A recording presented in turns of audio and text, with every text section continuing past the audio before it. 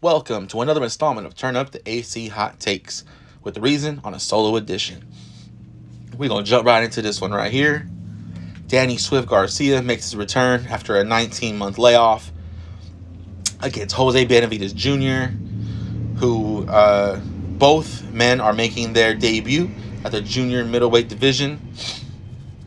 They're fighting in the Barclays Center in Brooklyn, home away from home for Danny Garcia. He comes into this fight, 36 wins, 3 losses, 21 knockouts. Jose Benavidez Jr. comes in 27, 1-1 with 18 knockouts. I think both guys look good. Both guys look like they're in shape, look like they had good camps. I'm expecting an exciting fight. I'm expecting one of these guys to get knocked out because I believe both of these men need to make a statement in their first fight in the junior middleweight division.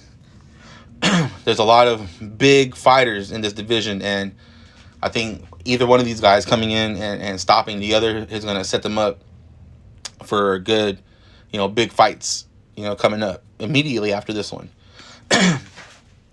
So Danny Garcia weighed in at 152 3/4 pounds, and Jose Benavidez Jr. weighed in at 153 3/4 pounds. I think this fight is going to be action-packed. I feel like Garcia not only needs to, but I think he's going to throw more punches than we've seen him throw in recent fights. I think he looked really good in terms of making the weight because I've said it before in previous discussions about boxing with people that Danny Garcia, when especially his last few fights at 147, he looked like he was struggling to make the weights. He looked like his face was really, really skinny. Like he had no fat on his face because he was, draining himself to make the weights. Looking at him in this weigh-in, he looked good. His face looked full.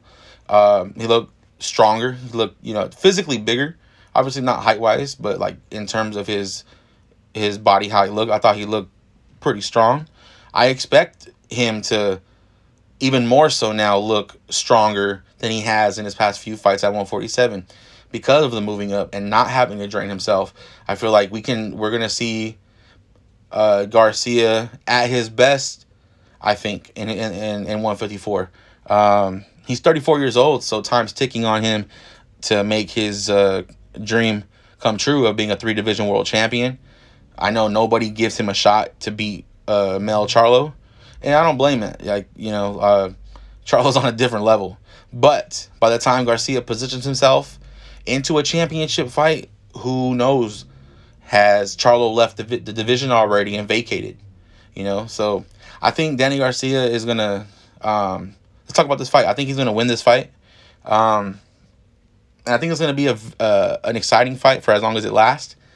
I feel like Jose Benavidez is gonna give Garcia a nice run for his money, but as the fight goes on, I think Garcia is gonna figure out the timing, and I'm going to say Garcia stops Jose Benavidez Jr.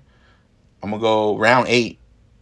Round 8 or 9. I'm going to pick for Danny Garcia to stop Jose Benavidez Jr. and position himself into a title eliminator in his next fight. And, who knows from there. And who knows who's going to be the champion a year from now. Does Charlo move up to 160? Does he vacate? Or does he stick around and just try to dominate 154 for a little while longer? There's a lot of good fights. A lot of good fighters in this division. So yeah, man, I would like to see if Danny Garcia is able to pull this fight off, maybe him potentially against a Tony Harrison. You know what I mean? I think that would be an amazing fight right there. Maybe a Erickson Lubin would be a good one, or what I was hearing, potentially Landry Lara even wanted to fight Danny Garcia, and Garcia says he would accept that fight, and that would be crazy too to see that one. There's a lot of just the names alone makes these fights big because Danny Garcia's name, whether you hate him or not, whether you dislike him or not, it's a big name in the sport of boxing. He's not the best, but he's not trash. You know what I'm saying? He's no gatekeeper in my opinion either. He's a contender, and I truly believe he's gonna get one more title run, and it's gonna be because the belts are vacated and Charlo moves up, and he's gonna get a chance. I think 2 fights from now, potentially, to get the world championship fight. And I don't think he's going to mess around and I think he's going to take full advantage of this opportunity. I'm looking forward to the card. It's a pretty good card. Gary Antoine Russell, and then Barthélemy, Rances Barthélemy is going to be a good one. And then, of course, the heavyweight fight. I like Adam Kaunaki. I can't even pronounce his name, but I've seen him fight a few times, and I've always liked, his fights. There's always action in them fights.